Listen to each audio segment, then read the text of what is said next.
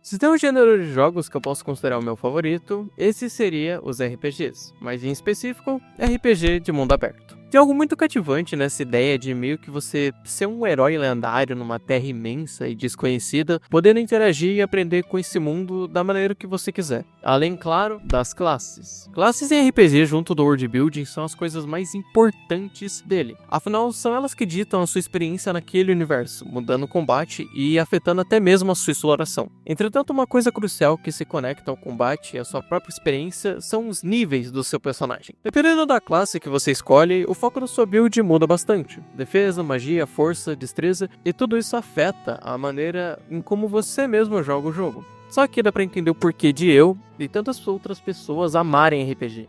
Essa liberdade, a facilidade de se criar uma história que é unicamente sua, indo de uma quest simples pra algo maravilhoso no final. Essa sensação é simplesmente inesquecível. E essa história aqui tá só começando. Em 2013, a tão famigerada Era de Ouro do Roblox, foi lançado um jogo competitivo conhecido como Critical Strike, que daria para considerar o Overwatch do Roblox antes do fighting existir. Eu prometo que um dia eu vou fazer vídeo desse jogo. O ponto alto do jogo era a vasta variedade de classes e diferentes personagens dentro do jogo. Tinha classe para suporte, defesa e até mesmo classes que te obrigavam a estrategizar uma jogada dentro do campo. Considerando que o objetivo era sempre ser o último dentro da arena, a melhor opção era sempre limpar ela o mais rápido possível. Até hoje eu lembro que quando eu jogava com os meus amigos, 3 deles eram samurais, e em menos de 2 minutos de partida, eles tinham derrotado a maior parte dos players sozinhos na arena inteira. Por mais que existissem classes que eram consideradas no skill, o jogo era extremamente balanceado. O Enzo, por exemplo, solava todo mundo usando o Alchemist. Tipo, ninguém sabia jogar com essa coisa, fora ele. E mesmo assim, ninguém vencia ele num x1, na maioria das vezes. Fora que se você caísse numa partida onde tivesse um Firecracker, um Jester ou um Astronauta, nem mesmo Deus poderia te salvar. No jogo, elas são consideradas classes especiais, mas eu considero-as como Zoners, termo derivado de jogos de luta, porque o combate com eles era mais complicado. A ideia com essas classes é literalmente controlar o campo de batalha. Elas não são viáveis para um combate direto, o estilo de gameplay deles depende das próprias habilidades pro ataque, diferente de uma classe como o Samurai, por exemplo, que todas as suas habilidades são ataques mais diretos. Se eu pegar, por exemplo, o Firecracker, eu só consigo usar o Q e o E enquanto o F estiver ativado.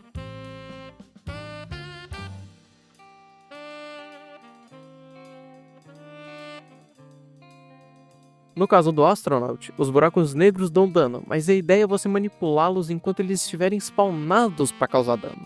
Essas classes parecem simples, mas nem todo mundo saca como usar elas de primeira, e sempre acabam optando por classes mais focadas no corpo a corpo.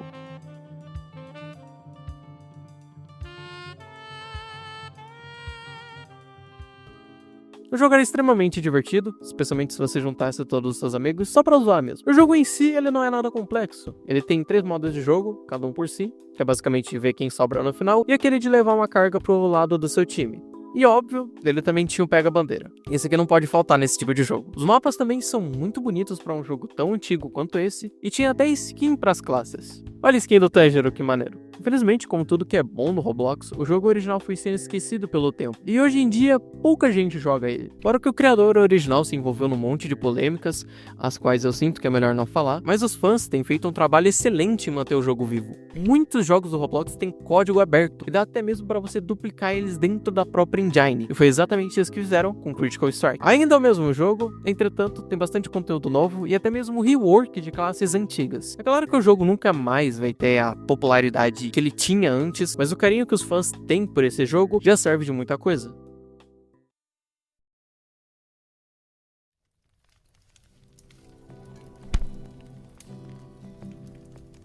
Com a popularização do Critical Strike, era óbvio que em algum momento o desenvolvedor original iria se distanciar um pouco do jogo e focar em algum outro projeto, às vezes até mais ambicioso. Ao invés de um jogo competitivo, a ideia foi criar um RPG, e por incrível que pareça, deu muito certo. Critical Adventure é um RPG com mundo próprio, história própria, gameplay inovadora e muito conteúdo interessante, se tratando de um jogo de RPG no Roblox em 2013. Por mais que o jogo tenha se popularizado bastante devido a polêmicas citadas anteriormente e pela falta de interesse do próprio desenvolvedor, essa fama não ia perdurar por muito tempo. Entretanto, a história aqui iria se repetir. Como eu disse, muitos jogos tinham código aberto e poderiam ser facilmente copiados, assim qualquer um tinha a liberdade de republicar e até mesmo modificar o jogo da maneira que quisesse, mantendo o projeto vivo. Foi assim que o Toucan Calyx criou o Critical Adventure Remastered, sendo o primeiro de muitos remasters e remakes. O remaster do Toucan foi bem popular, e ele manteve o jogo vivo, adicionando ainda mais conteúdo original e mantendo uma player base constante. Entretanto, o remaster do Toucan sofreria o mesmo problema que o jogo original: polêmicas. Segundo relatos, ele estaria desviando dinheiro, que seria usado para pagar os devs, para um outro projeto pessoal que nunca viu a luz do dia. Além do pessoal que trabalhava com ele falar que o cara realmente nunca pareceu muito confiável. A partir daqui, deu início ao que a comunidade batizou de Critical Curse, que é dito como uma maldição que assola qualquer remake ou remaster do Critical Adventure original. Ou seja, todos os jogos que vierem depois do original estariam fadados ao fracasso, independentemente da sua popularidade. Entretanto, a comunidade acredita que exista sim uma possibilidade de quebrar essa maldição, um milagre que poderia reviver a franquia como um todo.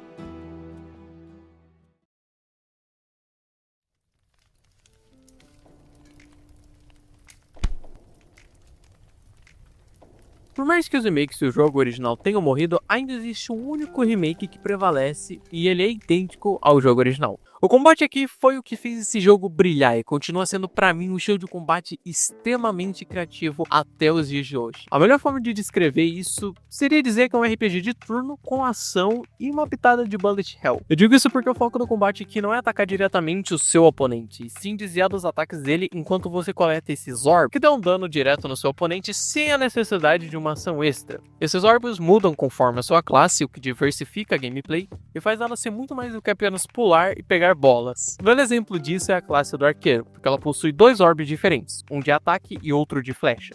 Você não necessariamente precisa do orbe de flecha para usar o orbe de ataque, mas a ideia aqui é juntar o máximo de flechas possíveis e depois pegar o orbe de ataque para maximizar o seu dano. O outro exemplo perfeito sobre essas mecânicas seria a classe de escudo. Ela possui apenas um orbe, mas o que acontece é o seguinte: a cada orbe que você coleta faz com que essa barra de guard aumente, que faz duas coisas diferentes. Ela bloqueia o dano, baseado na porcentagem da tela, sim, dá pra você bloquear 100% do dano, e pelo que eu entendi, ela devolve parte do dano que você recebeu. Ou seja, se você tiver 50% de guard, 50% do dano que tu levou vai ser devolvido pro seu oponente. Fora que você também vai levar apenas 50% daquele dano. Fora que tem, tipo, mais outras 50 classes nesse jogo. Sim, eu fui na wiki e eu contei elas um a um. Tipo, programador, coletador de maçãs, beta, enfim, em questão de conteúdo, esse aqui com certeza é o melhor remake. Por mais que a gameplay esteja datada, o que podem afastar muito players novos, o combate aqui é bem simples se você comparar a inúmeros outros RPGs no Roblox. Mas pela quantidade de classes, bosses e esse mundo gigante, eu não tenho como não te recomendar Critical Legends. Mas é claro, a gente ainda tem muito chão para explorar.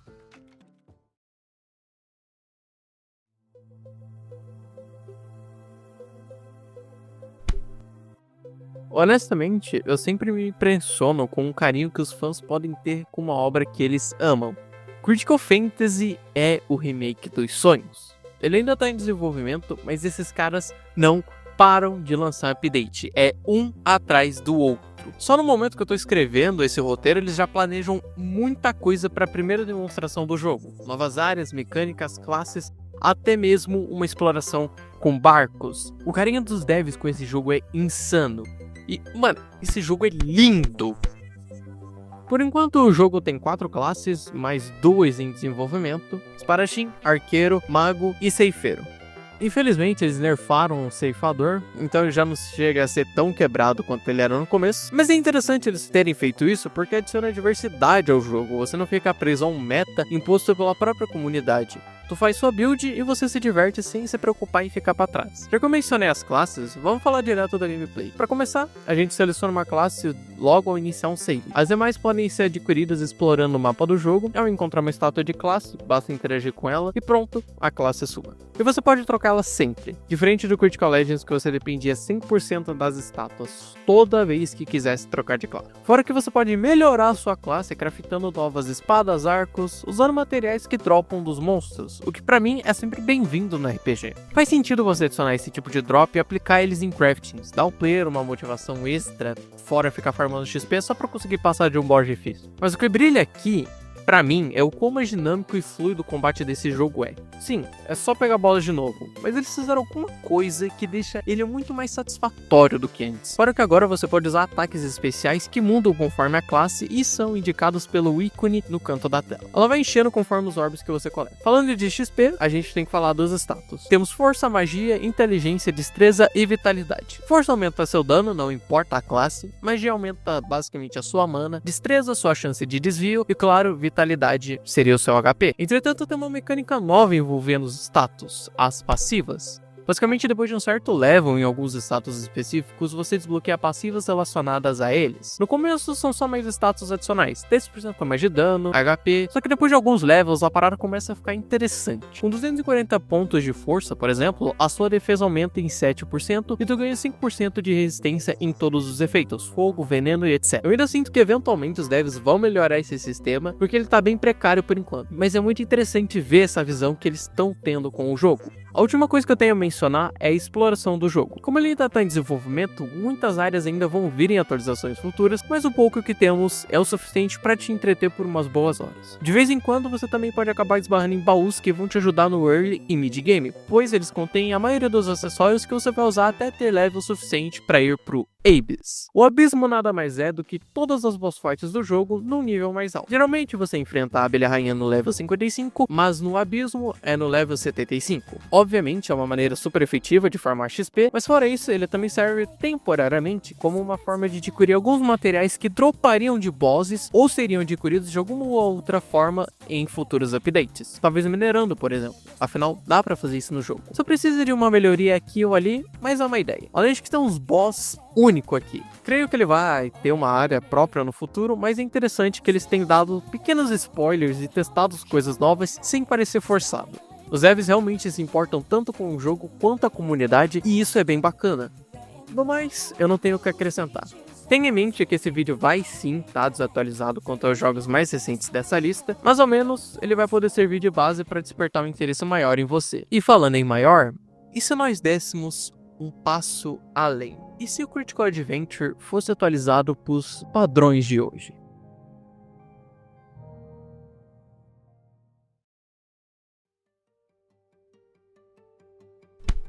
O jogo que me introduziu à franquia Critical e que me deu inspiração para fazer esse vídeo, enfim, está entre nós.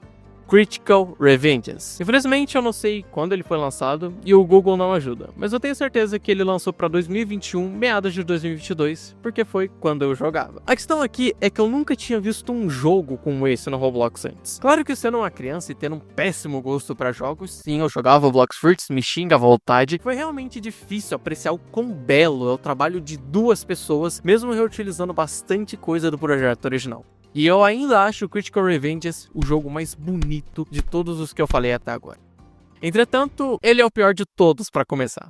Pelo fato desse jogo ser enorme, ele tem coisa pra caramba pra fazer. Bicho pra tu matar até umas horas, mapa pra explorar até dizer chega, minerar, tem até eventos que aparecem de vez em nunca e que valem muito a pena, vai por mim. Então já dá pra saber que ninguém morre de tédio aqui. Mas o fato de ter tanta coisa pra fazer e sequer ele ter um tutorial pra te ensinar o básico, requer que você tenha jogado algum outro jogo da mesma franquia ou que você tenha um conhecimento gamer, coisa que eu não tinha na época e que me fez dropar dele muito fácil. Mas depois de tanto tempo cansada de ver tanto jogo podre no Roblox, eu decidi dar mais uma chance pra um jogo que eu amava tanto.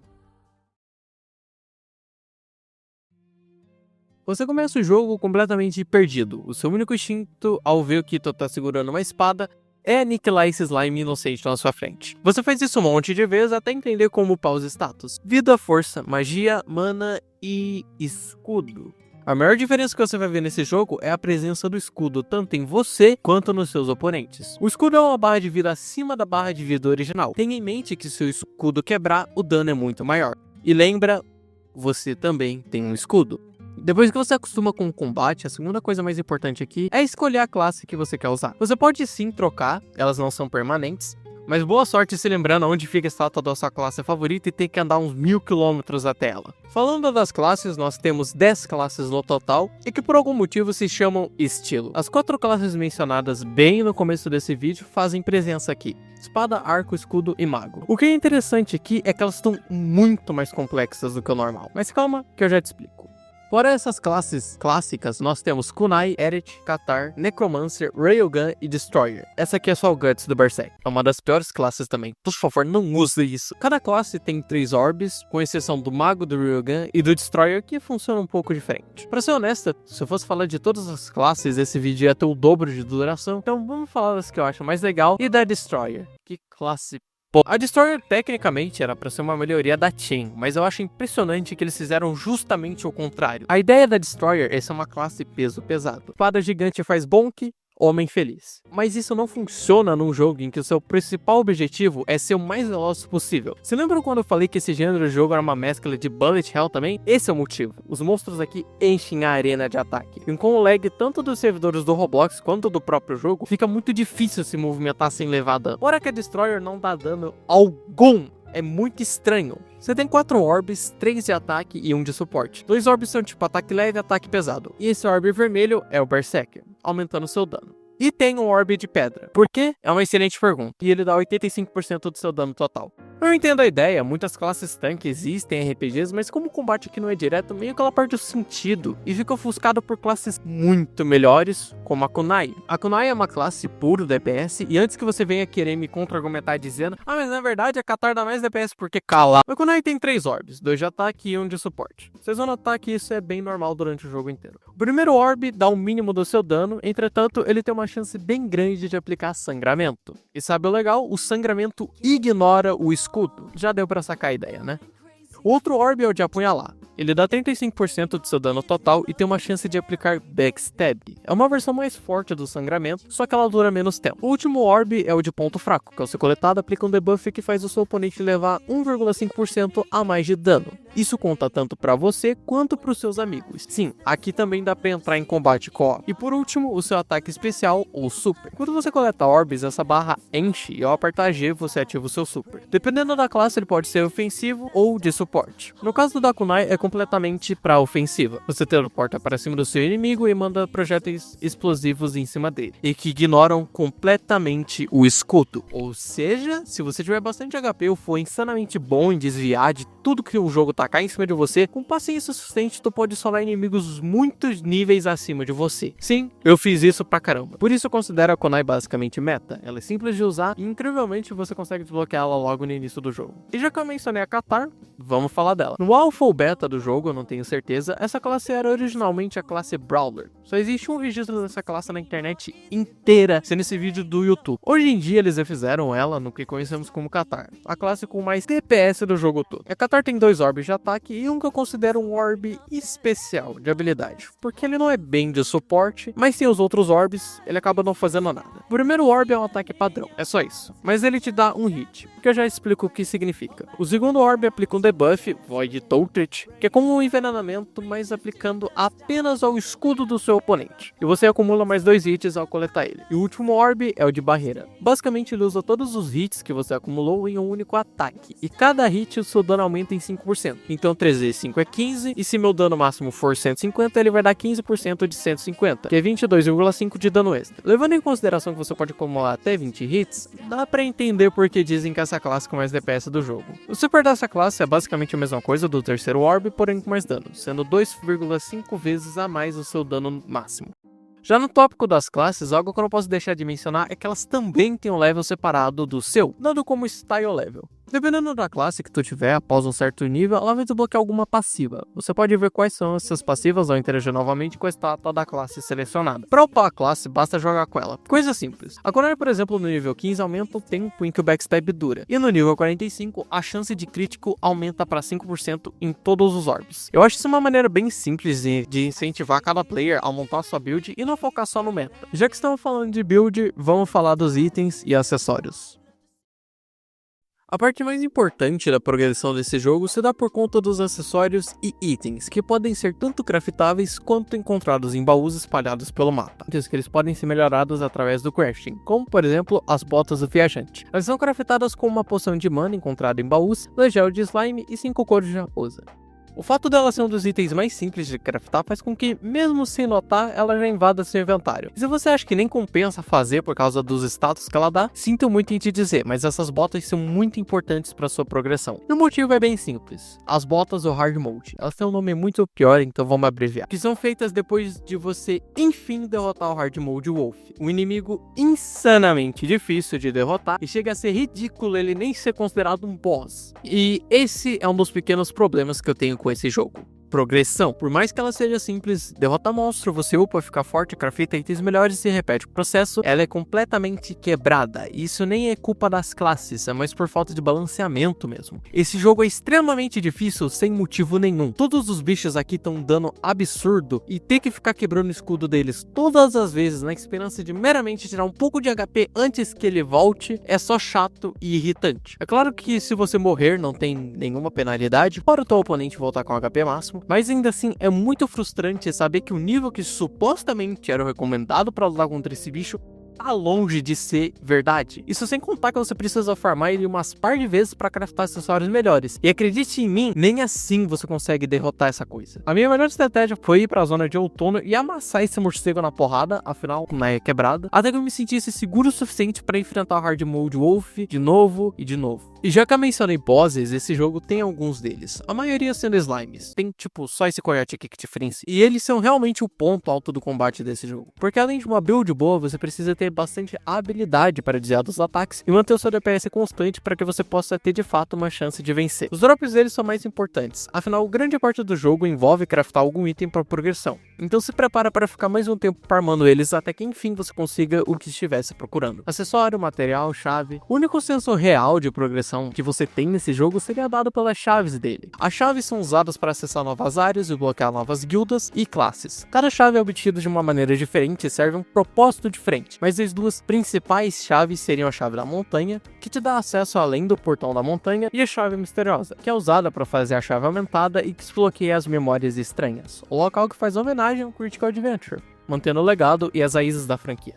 Aqui só tem um boss, e ele nem é tão importante, e tem outras sub-áreas também. Mas se eu fosse falar de todas, a gente ia ficar uma hora aqui, e eu não tenho tempo pra isso.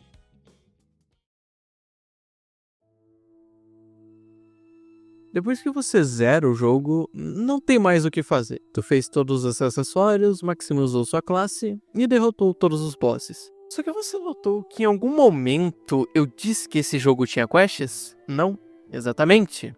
É incrivelmente esquisito quão vazio e sem vida esse jogo é. Um mundo tão grande que te faz parecer uma formiga e que não tem vida. Você tá sozinho aqui e isso chega a ser perturbador. Um sentimento parecido que muita gente deve reconhecer é jogar Minecraft sozinho, principalmente nas versões alfas e beta do jogo, em que não tinha estrutura e as suas únicas companhias eram os mobs. Isso só piorou depois que a lenda do Herobrine foi criada. E esse sentimento tem um nome: escopaesthesia, a sensação de estar sendo observado mesmo quando não tem ninguém te observando. É claro que a gente acreditava que o Herobrine era real, mas esse sentimento só vem da racionalidade do cérebro. Ele não era real, mas a sua mente te enganava, por isso o sentimento vinha à tona. Só que existe um outro sentimento que se encaixa muito melhor com o vazio desse jogo por completo. No Garry's Mod existia um mapa chamado Downtown RP, que era e é ainda muito popular dentro da comunidade do jogo e que sempre esteve presente nos servidores mais lotados de roleplay do Garry's Mod. Até que um dia, uma pessoa decidiu fazer um servidor privado nesse mapa e perambular sozinha por ele. O que foi o começo de uma das maiores lendas do Gmod. O fantasma que supostamente assombrava o mapa e, claro, nunca existiu. Mas esse sentimento de explorar um mapa que era pra estar cheio de gente, com som de ambulância e espaços lotados, quando na realidade não tem ninguém, tem um nome: Kenopsia. E ela se encaixa perfeitamente com Critical Revenges, porque eu sei que esse jogo um dia foi lotado. Eu joguei ele quando ele tava no ápice, quando muita coisa nem tinha se concretizado ainda e iria mudar. Só que se tu entrar num server hoje em dia, no mínimo vai ter mais uma pessoa com você. Aonde? Bom, aí você me responde, porque eu não vejo ninguém. Mas a morte repentina desse jogo sempre me intrigava porque ele tem um potencial enorme, mesmo sendo mantido por um grupo pequeno de pessoas, e agora eu sei o motivo. É por causa da maldição. Essa desgraça que assola todos os jogos que carregam o legado do Critical Adventure e que jamais poderão alcançar o sucesso porque estão fadados a morrer independentemente do seu sucesso. Mas será que ainda existe esperança? Ou de fato, esse RPG continuará amaldiçoado para sempre? Enquanto eu escrevi esse roteiro e pesquisava um pouco sobre cada jogo listado, eu acabei me deparando com um projeto que já estava há mais de 4 anos em desenvolvimento e que não carrega o nome Critical, mas sim o seu legado: Countless Worlds. Esse projeto é tão ambicioso que bota um brilho, acende uma fagulha de esperança na comunidade que tanto amou e ama o primeiro jogo. A ideia inicial era que o jogo fosse lançado em agosto, no mais tardar outubro de 2023, o que infelizmente não aconteceu. Apesar das dificuldades, eles continuaram o desenvolvimento do jogo, e quando eu falo que isso vai ser o melhor RPG do Roblox, eu não tô mentindo. Ele tem bosses inéditos, novas mecânicas de gameplay, músicas incríveis, e o mapa desse jogo com certeza vai ser gigantesco. E pelo pouco que a gente consegue ver dele, ele tá exuberante. Se existe um jogo capaz de quebrar uma maldição e libertar a comunidade do Critical Adventures, Countless Worlds é esse jogo, o magnum opus dos RPGs de Roblox.